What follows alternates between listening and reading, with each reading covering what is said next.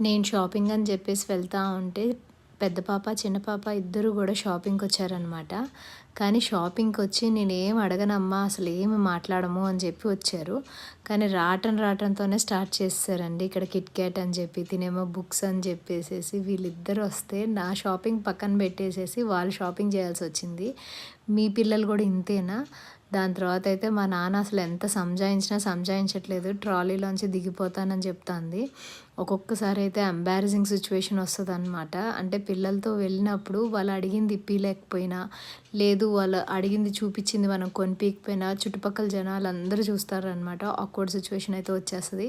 ఇక్కడైతే కృతిక అన్ని బొమ్మలు తీసి నాకు కావాలి అంటాంది. ఫైనల్‌గా అయితే నేను ఏ బొమ్మ గూడా తనకి తీసుకోలేదు. జస్ట్ ఒక బిస్కెట్ ప్యాకెట్ తీసుకొని వచ్చేసాను. ఎందుకంటే ఇది రొటీన్‌లో అలవాటైపోద్ది. ఒకసారి తీసుకున్నామంటే గనక రెండోసారి హేమన్య అయితే గనక డిసప్పాయింట్ అయిపోయింది. నెక్స్ట్ వీడియోలో చూడండి ఏం చేశారో వాళ్ళిద్దరిని ఏడుపు ఆపియటానికి.